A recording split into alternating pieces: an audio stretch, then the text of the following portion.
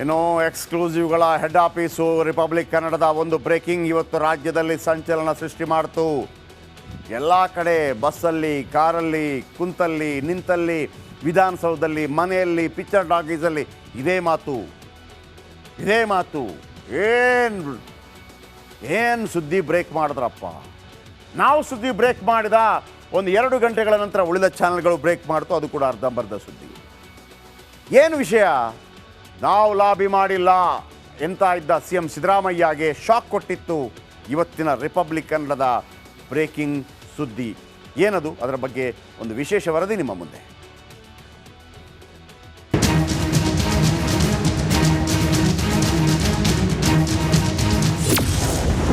ಮೂಡ ಹಗರಣಕ್ಕೆ ಸಂಚಲನಕಾರಿ ಟ್ವೀಸ್ಟ್.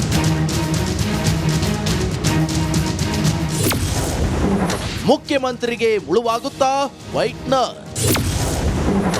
ಇದು ನಿಮ್ಮ ರಿಪಬ್ಲಿಕ್ ಕನ್ನಡ ಎಕ್ಸ್ಕ್ಲೂಸಿವ್.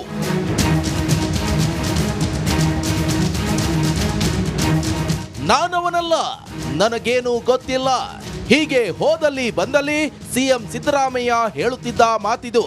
ಇಂತಹದ್ದೇ ಜಾಗದಲ್ಲಿ ಸೈಟ್ ಕೊಡಿ ಅಂತ ಕೇಳಿಲ್ಲ.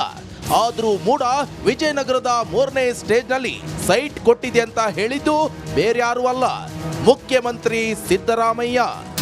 ನಾವು ಇಂಥ ಕಡೆ ವಿಜಯನಗರದ 3ನೇ ಸ್ಟೇಜು 4ನೇ ಸ್ಟೇಜ್ನಲ್ಲಿ ಕೊಡಿ ಅಂತ ಕೇಳಿಲ್ಲ. ನಮಗೆ ಪರ್ಯಾಯವಾಗಿ ನೀವು 50-50 ಕೊಡ್ತೀವಿ ಅಂತ ಹೇಳಿದ್ದೀರಿ, ಅದಕ್ಕೆ ಒಪ್ಕೊಂಡಿದ್ದೀವಿ. ನಾವು 50-50 ಕೊಡ್ತೀವಿ ಅಂತ ಹೇಳಿದ್ದೀರಿ, ಕೊಡ್ರಿ ನಮಗೆ ಪರ್ಯಾಯ ಕೊಡಿ ಅಂತ. ಆಯ್ತಪ್ಪ, ಲ್ಯಾಂಡ್ ಟು ಲ್ಯಾಂಡ್ ಕೊಟ್ಟಿದ್ದಾರೆ. ನಮಗೆ 3 ಎಕರೆ 16 ಗುಂಟೆ ಕೊಡಬೇಕು. ಆಕ್ಚುಲಿ ನಮ್ಮ ಜಮೀನನ್ನು ನೀವು ಸೈಟ್ ಮಾಡಿಬಿಟ್ಟು ಪಾರ್ಕ್ ಮಾಡಿ ಎಲ್ಲ ಹಂಚ್ಬಿಟ್ಟು ಹಾಗಾದ್ರೆ 3 ಎಕರೆ 16 ಗುಂಟೆ ನಾವು ಬಿಟ್ಬಿಡೋದ? ನಾನು ಮುಖ್ಯಮಂತ್ರಿ ಅಂತ ಬಿಟ್ಬಿಡೋದೇನ್ರಿ? ಸಿದ್ದರಾಮಯ್ಯ ಇಷ್ಟೆಲ್ಲ ಮಾತಾಡಿದ್ದು ಸುಳ್ಳಂತೆ. ಸಿದ್ದು ಮಾತನ್ನ ಪ್ರಶ್ನಿಸುವಂತಹ ದಾಖಲೆ ನಿಮ್ಮ ರಿಪಬ್ಲಿಕ್ ಕನ್ನಡಕ್ಕೆ ಸಿಕ್ಕಿದೆ. ಪಾರ್ವತಿಯವರು ಅಧಿಕಾರಿಗಳಿಗೆ ಬರೆದಿದ್ದಾರೆ ಎನ್ನಲಾದ ಪತ್ರವೊಂದು ದೊರೆತಿದ್ದು ಯಾವ ಜಾಗದಲ್ಲಿ ನಿವೇಶನ ಕೇಳಿದ್ದಾರೆ ಎನ್ನುವುದನ್ನ ಉಲ್ಲೇಖಿಸಲಾಗಿತ್ತು. ಆದರೆ ಆ ದಾಖಲೆಗಳ ಮೇಲೆ ವೈಟ್ನರ್ ಹಾಕಿ ಕೆಲ ವಿಚಾರ ಅಳಿಸಲಾಗಿದೆ. ಅದು ಏನಾಗಿದೆ, ಪಾರ್ವತಮ್ಮನವ್ರ ಕೈಲಿ ಅವರೊಂದು ಅಪ್ಲಿಕೇಶನ್ ಕೊಡ್ತಾರೆ. ನನಗೆ ಈ ರೀತಿ 4 ಎಕರೆ 3 ಎಕರೆ 16 ಗುಂಟೆ ಜಮೀನು ನಂದು ಮೂಡಾಗೆ ಲೇಔಟ್ ಆಲ್ರೆಡಿ ಫಾರ್ಮೇಷನ್ ಆಗೋಗಿದೆ, ಹಾಗಾಗಿ ನನಗೆ ಬದಲಿ ನಿವೇಶನ ಏನು ಕೊಡ್ತೀರಿ, ಆ ಸಮಯದಲ್ಲಿ ನೀವು ಮೂಡ ಪ್ರಾಧಿಕಾರವು ರಚಿಸಿರುವ ವಿಜಯನಗರ ಬಡಾವಣೆಯಲ್ಲಿ ಅಂತ ಅನ್ನೋದು, ವಿಜಯನಗರ ಬಡಾವಣೆ ಅನ್ನೋ ಕಾಲಮ್ಗೆ ಅಲ್ಲಿಗೆ ಅಷ್ಟಕ್ಕೆ ವೈಟ್ನರ್ ಹಾಕಿ ಈಗ ಅದನ್ನು ಫ್ಯಾಬ್ರಿಕೇಷನ್ ಮಾಡಿದ್ದಾರೆ. ಆ ಡಾಕ್ಯುಮೆಂಟ್ಸು ಇವಾಗ ಅವರು ತಿದ್ದಿದ್ದಾರೆ. ಹೇಳ್ತಾಯಿದ್ರು, ಮೊನ್ನೆ ಸಿದ್ದರಾಮಯ್ಯವರು ಮುಖ್ಯಮಂತ್ರಿಗಳು ಹೇಳ್ತಾಯಿದ್ರು, ನಾನು ಯಾವುದೇ ಇಂಥದ್ದೇ ಬಡಾವಣೆಯಲ್ಲಿ ಸೈಟ್ ಬೇಕು ಅಂತ ಕೇಳಿಲ್ಲ ಅಂತ, ನಾವು ಯಾವುದೂ ಅಪ್ಲಿಕೇಶನ್ ಕೊಟ್ಟಿಲ್ಲ, ಇಂಥದ್ದೇ ಬಡಾವಣೆಯಲ್ಲಿ ಬೇಕು ಅಂತೇಳಿ ಅಪ್ಲಿಕೇಶನ್ನು ಕೊಟ್ಟಿದ್ದಾರೆ. ಅದನ್ನು ಈಗ ಸಾರ್ವಜನಿಕವಾಗಿ ಕೊಡಬೇಕಾದ್ರೆ ಫೋರ್ಜರಿನೂ ಕೂಡ ಮಾಡಿದ್ದಾರೆ. ತಿದ್ದಿದ್ರು ಅಸಲಿ ದಾಖಲೆ ನನ್ನ ಬಳಿ ಇವೆ. ಹೊಸ ಬಾಂಬ್ ಸಿಡಿಸಿದ ಕುಮಾರಸ್ವಾಮಿ. ರಿಪಬ್ಲಿಕ್ ಕನ್ನಡ ವರದಿಗೆ ಕೇಂದ್ರ ಉಕ್ಕಿನ ಮಂತ್ರಿ HD ಕುಮಾರಸ್ವಾಮಿ ಧ್ವನಿಗೂಡಿಸಿದ್ದಾರೆ. ಮೂಡ ವಿಚಾರದಲ್ಲಿ CM ಸುಳ್ಳು ಹೇಳ್ತಿದ್ದಾರೆ, ನನ್ನ ಬಳಿ ಒರಿಜಿನಲ್ ದಾಖಲೆ ಇದೆ ಎಂದ್ರು. ಅವ್ರು ಹೇಳೋದೆಲ್ಲ ಬರೀ ಸುಳ್ಳೆ, ಹೇಳೋದು ಮಾತ್ರ ಹೇಳೋದು ನಾನು ಸತ್ಯ ಹರಿಶ್ಚಂದ್ರ, ನಾನೇನು ತಪ್ಪು ಮಾಡಿಲ್ಲ ಅಂತ. ಬಾಮೈದ ಆಗದೆ ಇನ್ಯಾವನಾದ್ರೂ ಹೋಗಿ ಅರ್ಜಿ ಹಾಕಿದ್ರೆ ನಿಮ್ಮ DC ಆ ಜಮೀನು ರಿಜಿಸ್ಟರ್ ಮಾಡೋಕ್ಕೆ ಪರ್ಮಿಷನ್ ಕೊಡ್ತಿದ್ದೀರಾ? ಆ ಭೂಮಿ ಅಲೈನ್ಮೆಂಟ್ ಮಾಡಿ ಇದು ಮಾಡ್ತಿದ್ದಾರೆ, ನಿಮ್ಮ ಚೇಂಜ್ ಆಫ್ ಯೂಸ್ ಕೊಡ್ತಾ ಇದ್ದೀರಾ? ಕನ್ವರ್ಷನ್ನು ಬೇರೆ ಯಾರಾದರೂ ಆಗಿದ್ದರೆ ನಿಮ್ಮ ಸುಪರ್ದಿನಲ್ಲಿ ನಿಮ್ಮ ಆದೇಶ ಇಲ್ಲದೆ ನಿಮಗೆ ಫೇವರ್ ಮಾಡೋಕ್ಕೋಸ್ಕರಲೇ ಇವತ್ತು ಆಕ್ಟಿವಿಟೀಸ್ ಆಗಿರೋದು. ಆಮೇಲೆ ನಿಮಗೆ ಕಾನೂನುಬದ್ಧವಾಗಿ 3 ಎಕರೆಗೆ ಎಷ್ಟು ಸೈಟ್ ತಗೊಳ್ಳೋಕೆ ಅವಕಾಶ ಇರೋದು? ಆಯಿತು, ಆ ಭೂಮಿ ನಿಮ್ಮದೇ ಅಂತಲೇ ಇಟ್ಕೊಂಬಿಡೋದ? 14 ಸೈಟ್ ತಗೊಳ್ಳೋಕೆ ನಿಮಗೆ ಇದೆಯಾ? ಇನ್ನೂ ಬಡತನ. ಯಾರ್ಯಾರು ಏನೇನು ಮಾಡಿ ಸಂವಿಧಾನದ ಚೌಕಟ್ಟಿನ ಸಂಸ್ಥೆಗಳಲ್ಲಿ ಮಿಸ್ಲೇಟ್ ಮಾಡಿ ದಾಖಲೆಗಳನ್ನು ತಿದ್ಕೊಂಡು ಏನೇನು ಮಾಡಿದ್ದೀರಿ, ಅದು ಲಾರಿಗಟ್ಟಲೆ ಇಟ್ಕೊಂಡಿದ್ದೀರಿ. ಸಿದ್ದರಾಮಯ್ಯ ಪತ್ನಿ ಇಂತಹ ಕಡೆಯಲ್ಲೇ ಸೈಟ್ ಬೇಕು ಅಂತ ಕೇಳಿದ್ರಂತೆ. ಆದರೆ ಮುಖ್ಯಮಂತ್ರಿ ಮಾತ್ರ ಸುಳ್ಳು ಹೇಳಿಕೊಂಡು ಓಡಾಡಿದ್ರೆ ಎಂಬ ಪ್ರಶ್ನೆ ಉದ್ಭವಿಸಿದೆ. Bureau report, republic Kannada. Doctor Rajkumar. ಇವತ್ತು ಅವರ ಮಕ್ಕಳಿಗೆ ಕೂಡ ಗೌರವ ಸಿಗ್ತಾ ಇರೋದು ರಾಜ್ಕುಮಾರ್ ಅವರ ಪ್ರಭಾವದಿಂದಾಗಿ. ಇವರು ಮಾಡ್ತಿರೋದೇನು, ಜನಗಳು ಇಷ್ಟೆಲ್ಲ ನಿಮ್ಮನ್ನು ಪ್ರೀತಿಸ್ತಾ ಇರುವಾಗ ಅದೇ ಜನಗಳನ್ನು ಕರೆದು ಏನು ಕಸಾಯಿಖಾನೆ ಮಾಡ್ತಾ ಇದ್ದೀರಾ?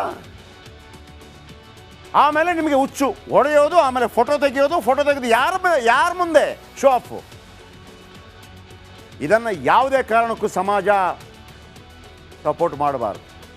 ನೀವು ಸಮಾಜಮುಖಿಯಾಗಿ ಬದುಕಬೇಕು ಅಂತಂದರೆ ಸಮಾಜಮುಖಿಯಾಗಿ ಬದುಕಿ ತೋರಿಸ್ಬೇಕು.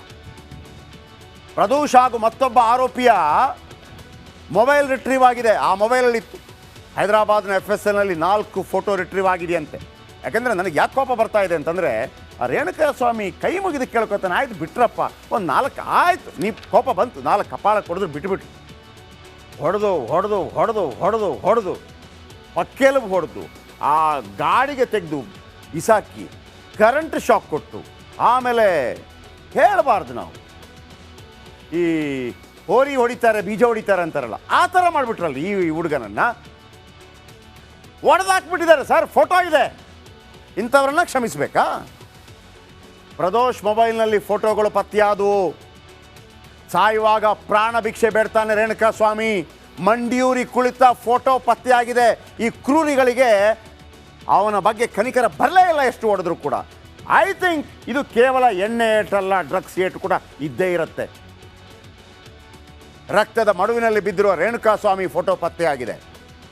ಅಂಗಲಾಚಿದ್ರು ಬಿಡದೆ ಥಳಿಸ್ತಾರೆ ದರ್ಶನನ್ ಗ್ಯಾಂಗ್. ಅದೇ ಕಾರಣಕ್ಕಾಗಿ A2ವಿಂದ A1ಗೆ ಶಿಫ್ಟ್ ಆಗಿದೆ. ಶೀಘ್ರವೇ ಪೊಲೀಸರಿಂದ ಚಾರ್ಜ್ ಶೀಟ್ ಸಲ್ಲಿಕೆ ಆಗುತ್ತೆ. ಮತ್ತೊಮ್ಮೆ ಹೇಳ್ತಾ ಇದ್ದೀನಿ, ಪೊಲೀಸರು ಅಥವಾ ನ್ಯಾಯಾಲಯ ಒಬ್ಬ ತಪ್ಪು ಮಾಡಿದರೆ ನ್ಯಾಯಾಂಗ ಬಂಧನಕ್ಕೆ ಕೊಡುತ್ತೆ. 5 ದಿವಸ, 6 ದಿವಸ, 7 ದಿವಸ, 8 ದಿವಸ, 9 ದಿವಸ, 10 ದಿವಸ, 11 ದಿವಸ, 12 ದಿವಸ, 13, 14 ಕೊಡೋದು ಭಾಳ ಅಪರೂಪ. ದರ್ಶನನ್ನು ಎಷ್ಟು ಬಾರಿ ಕೊಟ್ಟರು? 4 ಬಾರಿ, 14 ದಿವಸ. ನಿಮ್ಗೆ ಅರ್ಥ ಆಯ್ತಾ ಕೇಸ್ ಎಷ್ಟು ಸ್ಟ್ರಾಂಗ್ ಆಗ್ತಾ ಇದೆ ಅಂತೇಳಿ? ಅದು ಸಿನಿಮಾ